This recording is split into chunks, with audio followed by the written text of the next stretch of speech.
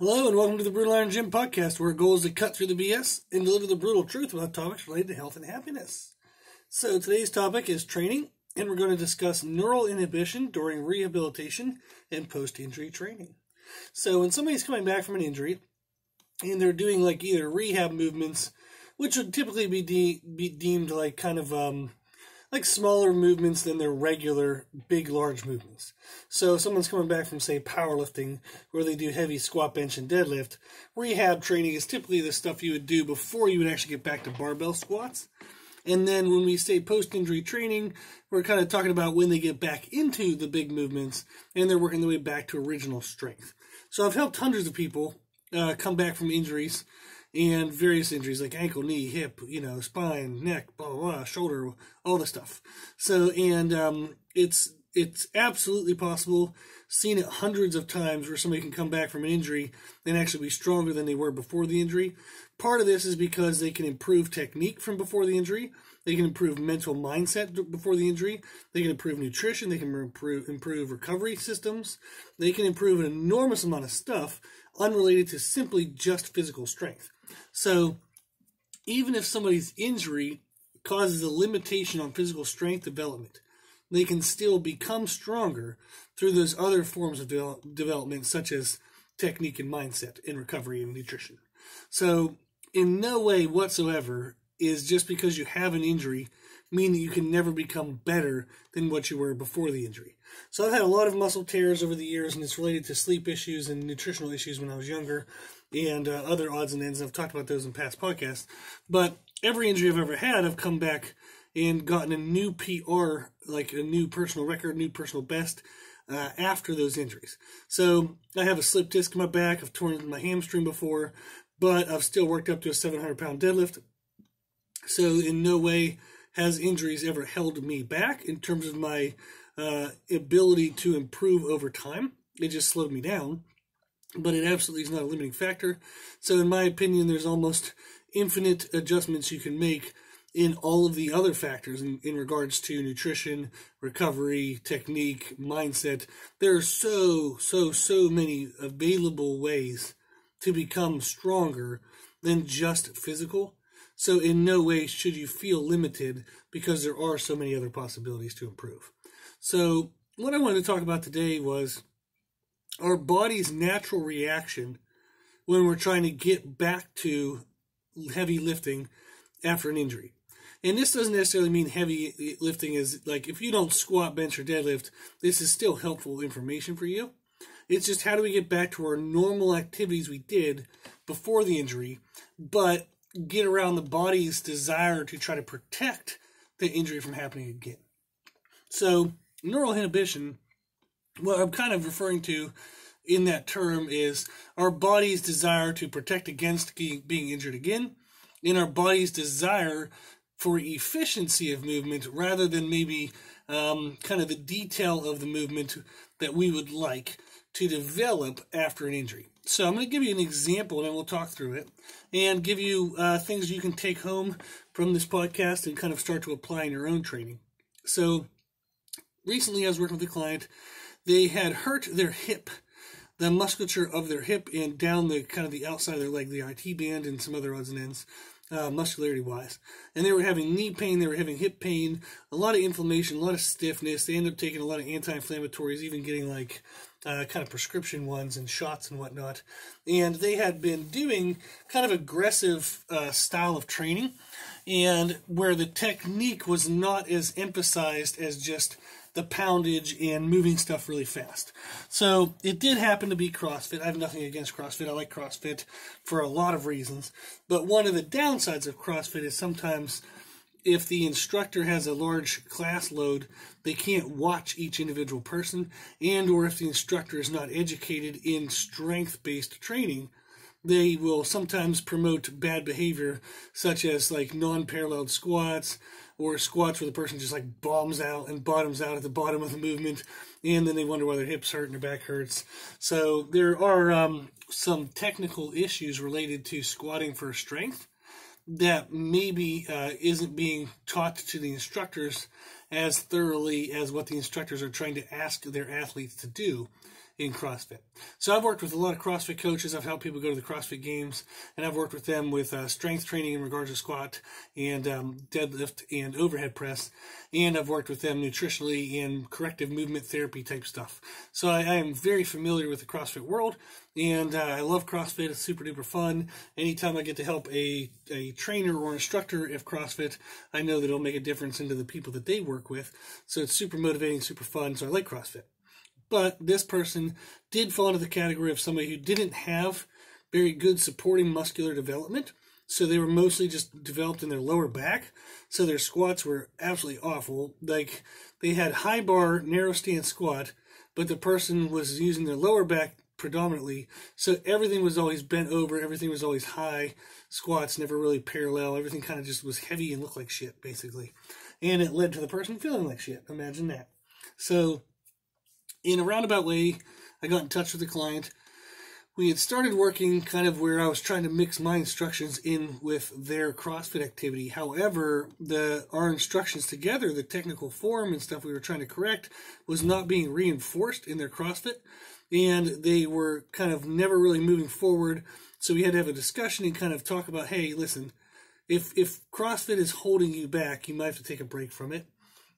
Because they weren't able to, on their own, maintain good quality form. They would get caught up in the moment, try to go too fast, and or just not pay attention to what the hell they were doing. And there wasn't anybody there to watch them do it, and it just wasn't maybe the best environment for them to work through a post-injury type situation. So they needed to address the pain they were having in their hip. And they needed to make sure it stopped before it turned into muscle tear or muscle injury. So what we did was we switched their positioning to better match their body type. So they had been taught like a high bar kind of Olympic lifting type lift squat in the hopes that it would build their clean and snatch and all that stuff. However, it didn't match their body type, and the person wasn't really doing it to get better at Olympic lifting anyhow. They were just doing CrossFit to be social and be fit. So the type of squat that they were taught didn't match their body type. So we've talked about this many times, how no one should squat the same in regards to, like, there's not one perfect squat that everyone should do in regards to, like, hands position, foot width, all that stuff. Because everybody's anatomy is different, their squats are going to look slightly different.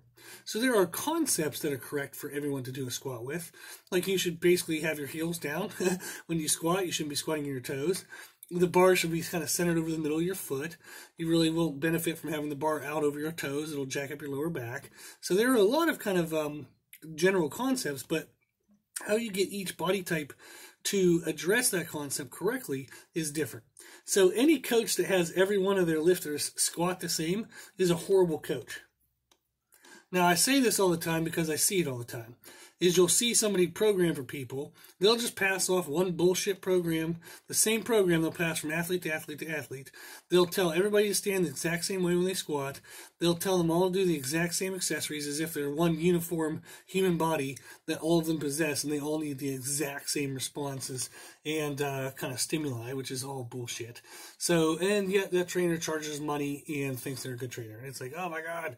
So, if anybody were to hear this, happen to stumble upon it, and they were a trainer, and they believed every one of their athletes should have the exact same stance of squat, hopefully they start to kind of like question that, and or reach out to me and tell me I'm full of shit, so I can explain to them why I may have that opinion, and why it might be a correct opinion. So we'll move on from that little rant. But we changed her squat, like I said, to better fit her body type. And we changed it to put more of the focus on her musculature in her legs, rather than it having be just a position, a really odd position that she couldn't maximize her leg involvement and had to overline her lower back. So the person had thin legs, and they had kind of a thicker midsection, which is not the body type really anybody wants. So how she was only ever going to change her body type, her composition, so where she could look more athletic and look kind of thinner in her waistline and look like more along the lines of what she would have wanted aesthetically, was we had to get the weight load stimulus into the thighs out of the lower back. So she had developed a really thick lower back, which makes a thick midsection. But since she was using her lower back, not her legs were very thin. So that didn't look really good. It looked like an egg with sticks coming out of it. So we had to change that aesthetic. So that's one of the reasons why we changed the stimulus, kind of the focus of the movers in the squat to being her thighs. Was for aesthetics. We also changed it to help address and strengthen the legs, because the legs were being asked to do more than they could while the back was doing most of the work. So the legs were asked to be kind of supporting structures, and they're not meant to be. They're meant to be the movers. So we had to change all of that around. When we changed it, all the pain stopped. So the person felt way better, and when they could keep their form consistent in their own training outside of our sessions, the pain stayed away. When they started kind of squatting on their own and not paying attention to how well they were doing, then they started having some of the pain back, so we had to kind of reel that back in. Now, one of the things we started to do that I would recommend that everyone does is we filmed their sets, their working sets. So we filmed their squat, we talked about it in person, what they should look for. First of all, they should look to see if the bar started over the middle of their foot. So if you look at the vertical plane, so if you look at from the middle of their foot up to the ceiling, along that line is where the end of the bar should be. If the bar is slightly forward of that, that means their weight is into their toes, and that's going to cause more lower back stress. It's going to cause a deactivation of some of the thigh musculature and the hips, and it's going to promote mostly just quads and low back. So they have to make sure they start with the bar over midfoot. As they squat down, the bar needs to stay over midfoot. As they squat back up, the bar needs to stay over midfoot. So we look and see, is the bar staying over the middle of their foot? Now, if you can't have trouble doing that, that could be because your positioning is incorrect. So send us a video of your squat, if you're going to try this, to Instagram, on our Instagram channel. It's under the name Brutal Iron Gym. Just send us a video of your squat, and I'll tell you if your squat's position's good or bad. If you want help with a bench or deadlift or overhead press or any other kind of major movement, you can send that as well, and we'll give you little tips. So that will help. So being in the right position allows you to keep the bar over midfoot. Then we looked to make sure she was going to parallel, but not too low, and making sure she wasn't just like relaxing her hips to get to parallel because she was losing her brace. So there was a lot of little odds and ends we went through when we reviewed her videos. So I reviewed them with her during our training session. I even let her save, well, not let her save, but I encouraged her to save some of the videos that were shit, because they were really good examples of a singular flaw in terms of like technique. So I'd said, hey, you know, if you see a squat that looks like this again, remember that this is because of da-da-da-da-da. So we started doing that, and it helped a lot. However, they're still in the process of learning that on how to kind of like train themselves in regards to watching videos of themselves move, and then identifying what they need to correct in order to correct any kind of changes or kind of misgrooves in their movement. So that was something I definitely recommend people, is to film your own sets. And I'll try to, in the next week or so, put up something on social media about what to look for when you're filming your own like exercises. So maybe I'll make a podcast about that and put up some other information too, and that can help as well. But that's definitely the first thing to start doing, is start to film yourself and see when you're going through a post-recovery state or rehabilitation, are you doing the movement as cleanly as you think you are? So it might feel a certain way, but then when you watch the video, it looks very different. So record yourselves, and that'll definitely help a lot. So the other thing we talked about, which was the main kind of driver for this podcast to be made, was the inability they felt at times to keep their form consistent. So they said, I know what you want me to do. I have a hard time doing it. And I said, I understand that completely. So let's talk about why. And one of the reasons that somebody will have trouble maintaining good form, okay, in terms of like a new technique that's maybe more balanced in terms of health long term, but it isn't necessarily what they've been doing in the past. What happens usually is that new pathway is not their strongest pathway. So their body has, like, for example, this client, their body had developed the lower back to be the main lifter. So lower back is strong as shit, legs are not. So when they would do a squat, their body would say, okay, well, if you want me to go down and up with the bar, I'm going to use my back, because that's the strongest thing I have. And then we have to go, no, I don't want you to use that strong thing. I want you to use these weak things. And the body's like, well, why the hell would I do that? That's going to burn more calories. It's going to take more effort. It's going to feel harder. I'm not going to do that. I'm going to use my lower back. And then we have to go, no, I don't want you to use your lower back. So there's that argument between the body and the brain. The body is built for efficiency. What is the least amount of effort I have to do to get something done? And that's how the body operates. We then, in our mind, have to tell the body what we want. If its default setting is make things easy, it'll always go towards the strongest muscles, whether the strongest muscles are the ones we want it to use or not. So the body is always aiming for what's easiest. Therefore, we have to be mentally active and aware and diligent about telling the body what we want it to do, what our brains know is best for us, but the body doesn't. You need to stay on top mentally of what the hell you're doing the entire time you're training. Every single set, you need to remind yourself of what to do and remind your body of how you want it to do it. So that's one of the reasons why our body fights new positions, where we might have, like we said, neural inhibition, meaning like kind of like the nerves in the body kind of just takes over, and then we have trouble kind of telling it what to do. That's one of the reasons why the body kind of takes over, is because it is built for efficiency. So you have to stay on top of this mentally and remind your body of what you want it to use rather than letting it use the strongest thing.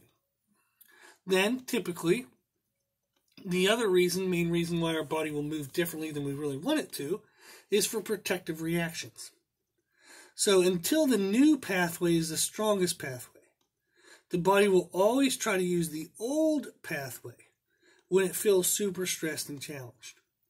So, when we pick weight loads that we want to use in training, this is difficult, but you need to find a weight load that challenges the weak pathway, but doesn't challenge it so much that the body feels like it needs to abandon the weak pathway for the old, strong pathway, which is not healthy. So you would say to yourself is, okay, if I gave a kid homework tonight, and say I wanted them to do 5 problems of math, and they might think that's pretty easy, they're not going to learn much from it. Then, all of a sudden we say, hey, you know what? I want you to do maybe 20 problems. The student's going to say, well, crap, that's more work, but I can still figure this out. I can still do it. So it still puts in good effort, and the student puts in good effort, and they learn well from that. So they're going to learn more from 20 problems than they would 5. However, if you told them that you wanted to do them 200 problems, and if they didn't do it, they were going to fail the class. Well, they can't do 200 problems correctly in one night, so therefore they're going to cheat, right? So, they will find a way to cheat. Maybe they'll get a couple friends together. You know, some of them will do one part of the problems. Another person will do another part of the problems. Another person another part. Then they just copy off each other for the parts to complete the whole project. So that's what starts to happen is when what you're asking them, the difficulty of what you're asking them becomes too hard for them to do correctly, they have to cheat. Our body is the same way. If we give it something super duper light to do, it's not going to get stronger. So when we think of post-recovery training, post-injury training, we have to present a system of series of overloads where we challenge the body to become stronger. If we always do light piddly crap, it never gets stronger and we always stay weak. We just go back through cycles and cycles and cycles of injuries, or we just say, oh, I guess I can never be strong again, and we give up on our dream. So we don't want to do that, okay? So we don't want to give it a lightweight load or an easy workload that doesn't promote increased efficiency and change and increased ability. So that would be like the 5 homework problems. But at the same time, if we give the body a super duper crazy heavy weight load to do, it can't do it in the correct pathway, because the correct pathway is still the weak one. So when we give it too much of a weight load, the body will go back to the old pathway because it trusts it, knows it, and it can get it done. So we need to pick weights that challenge the weak pathway in order to promote it to grow.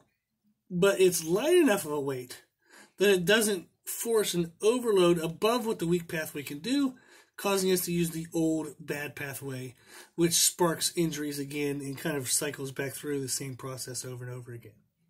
So you need to have small increases with lots and lots and lots of small little jumps of sets until you can find that window of weight that's difficult enough to cause promotion of new muscle tissue and growth and adaptation, but not so difficult that it causes the old pathway to take over. So that can be challenging to do. It absolutely can be. So I've taken clients through squats where we might take just 10-pound jumps. So we might start at the bar.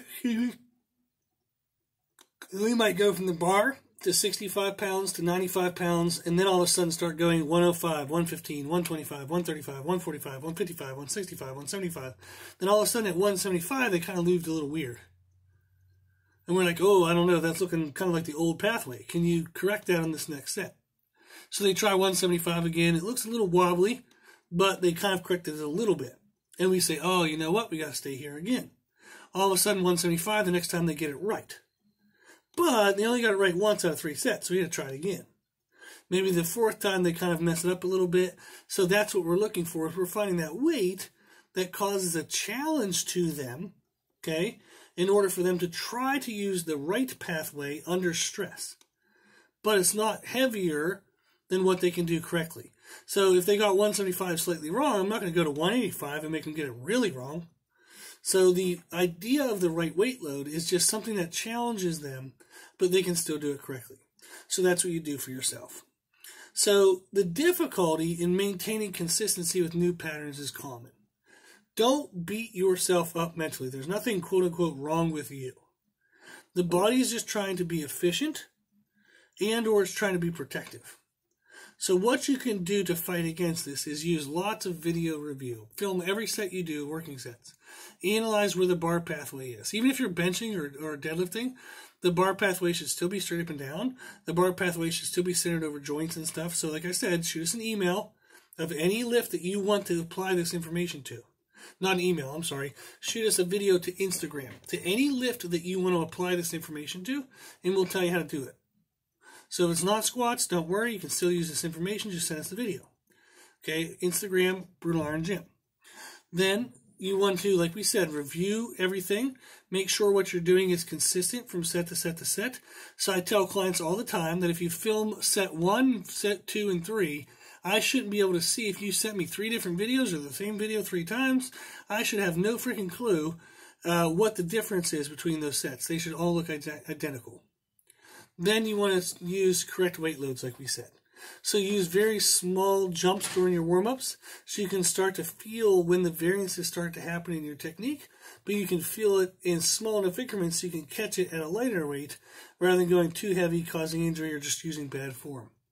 So hopefully this information was helpful in the sense that if you're having trouble creating consistency when you're looking at new technique in regards to coming back from an injury or during rehab, that trouble with consistency is not anything wrong with you.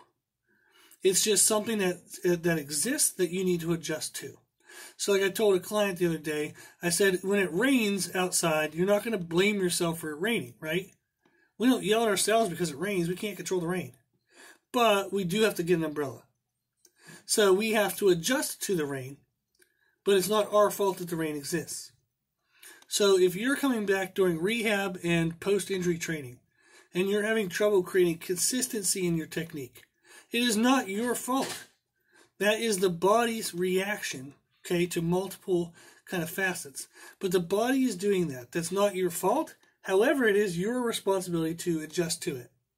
Just like it's our responsibility to get the umbrella when it rains, it's our responsibility to find a way to adjust to this movement inconsistency and try to create as much consistency as we can via video reviews and correct weight loads. Cool. Now, if anybody needs any help, if you're coming back from an injury and you want to try to get new PRs and, still be a total badass, please reach out to us. Our email is brutaliron@gmail.com. We can help you with programming, whether it's strength-based programming or even aesthetics. So if you help people after nerve injuries and muscle injuries still create balanced aesthetics as much as we could, depending on whatever the injury and tear was, to where they can still compete, do well. So whether it's aesthetics, whether it's strength, whether it's CrossFit, anything at all, if you feel like an injury is holding you back, don't let that hold you back. Reach out and we'll help you overcome it, okay? Again, our email is brutaliron@gmail.com. If you like the podcast, please share it with family and friends. The more people we help, the happier the world will be. Also, if you like this information, you can find more from us on Instagram, Facebook, and Twitter at Brutal Iron Gym. And if you have any questions, feedback, or suggestions, we'd love to hear from you. The podcast is for you, so we want to know what you want to learn about.